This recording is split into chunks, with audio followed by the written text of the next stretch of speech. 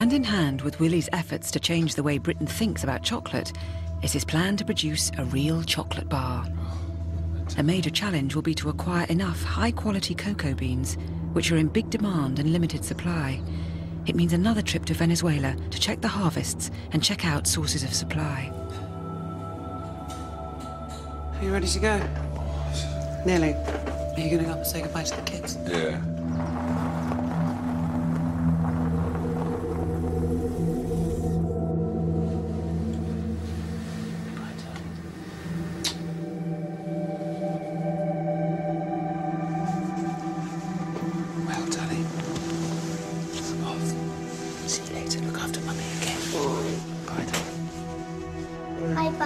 Bye, darling. Bye now. See you soon, yeah? I'll call you as soon as I arrive. Okay.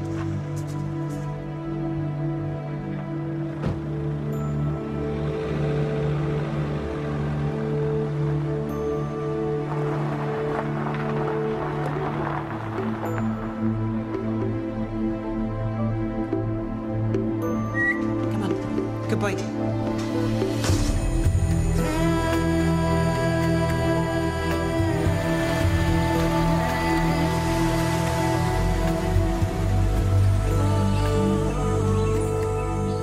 Willie's 1,000-acre cocoa farm, El Tesoro, is deep in the heart of the Venezuelan jungle, and it's a long, difficult, and sometimes dangerous trip every time he needs to pay a visit.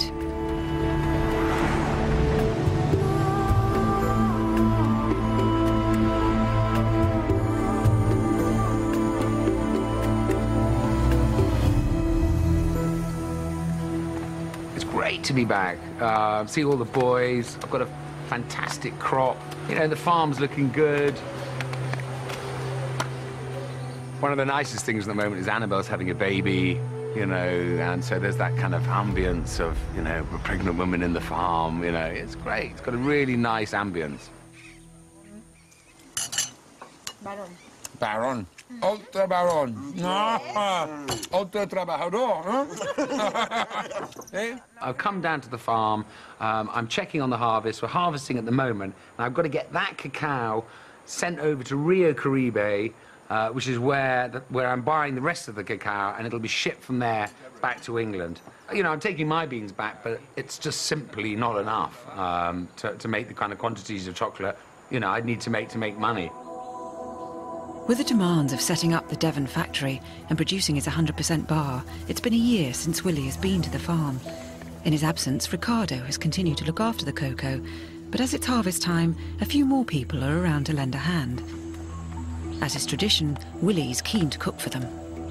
The guys are working like mad in the hacienda to harvest the cacao. And we had a little joke with Ricardo earlier, because I said, come on, I'd love to cook something for us all to have a little celebration. And he said, and he looked at me and he said, well, there are no pigs, but I'll have one for you next time.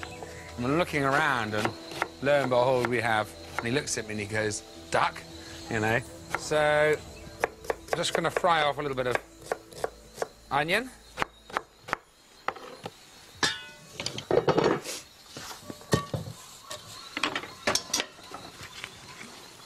Fry off those onions a bit.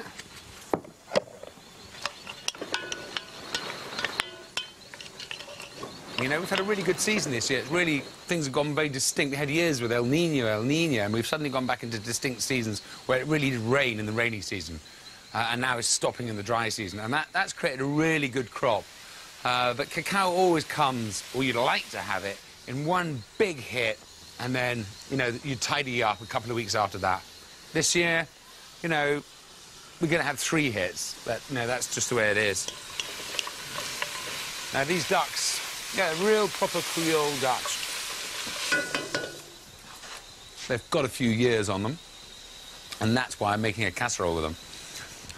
But, I mean, you can see the colour in that. That's beautiful and dark. That is flavour. And fry that off.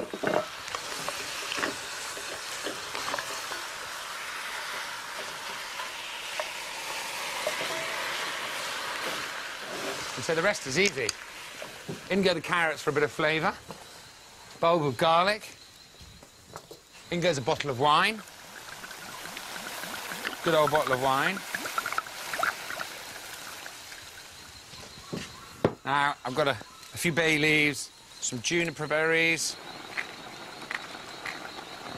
Now, I've got something I got up the mountain. It's papaya jam. Now, a little bit of that. And that's basically in syrup, and it's a little bit sweet. Now, I'm actually going to add a little bit of fruit as well. A little bit of papaya. And that will add a nice little fruity flavour. It's a beautiful ripe papaya. I'm just going to beat the rain. I've got some stock here from all the scraps of the duck.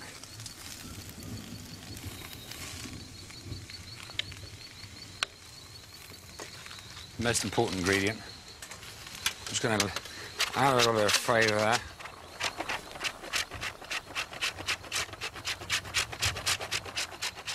About 50 grams of cacao. There we go. Voila! Just in time for the rain. Quick stir. And that's it. An hour and a half.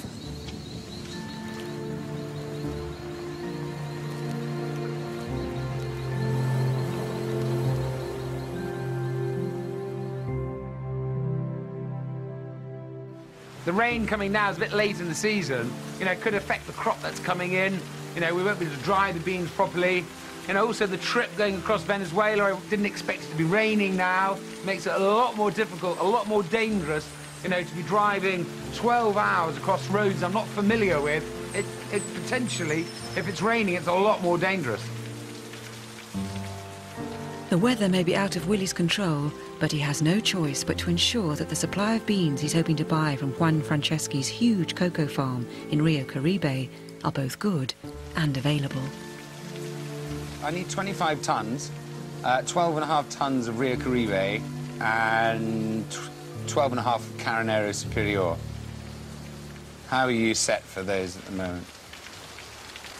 Okay, and how's the quality? That's good. Okay, brilliant. What I'll do is I'll meet Ezequiel and we'll come together and we'll do some tests on...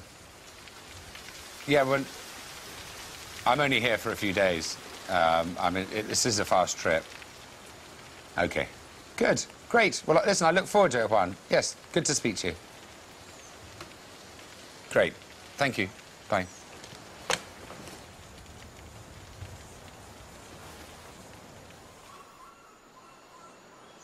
So I'm going to make the El Tesoro mousse cake. First cake I ever made in the El Tesoro.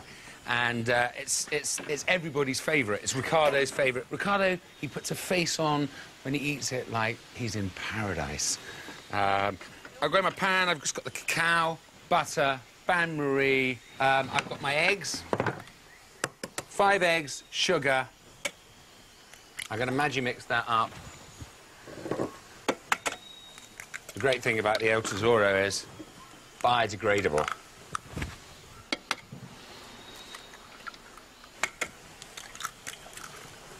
Okay, so sugar in,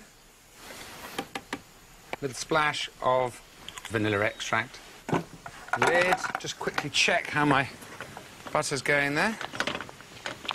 Smell that lovely fresh cacao. In the old days, we used to make the bars here, and literally we used to probably do 100 kilos a day. Some weeks we'd hit, you know, 500 kilos, and it just smelled. The smell wafted down the valley.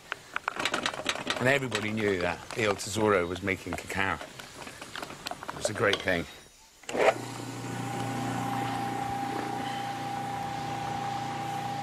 Right, that's looking good.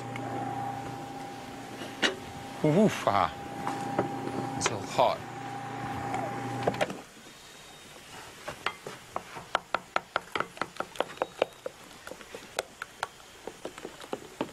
Just gonna blend that in, fold that in. You want to try and keep a little bit of the air. If you beat it too much, what'll happen is when you cook it, you'll find that it just rises too much.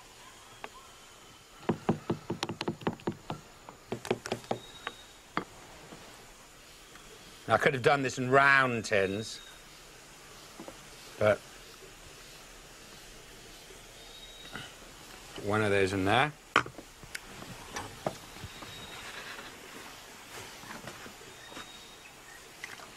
I'm pouring in boiling water. It's going to bain-marie.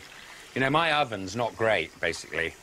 So cooking in a bain-marie is great. It's a safe way not to burn your cake. Now, the water's got to come up to the level of the dessert, of the chocolate inside. Otherwise, you're not going to find it's not going to cook. There we go. I'm looking good on the level. I'm going to pop the other one in. There we go. I'll probably get that in like that. Just pop it in there for 25 minutes, 160.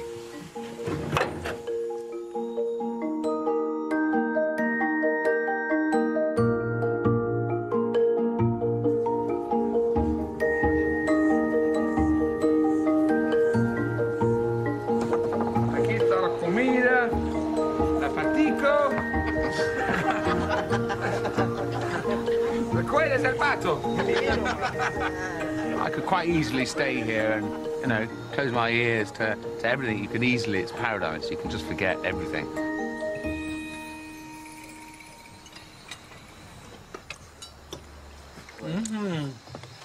Bueno. You know, at home where all the serious responsibilities lie, where I don't have enough time anymore, you know, half of me is saying I'm not moving quick enough, yet I'm racing, because there isn't enough time to do everything. Okay. Una por la novia.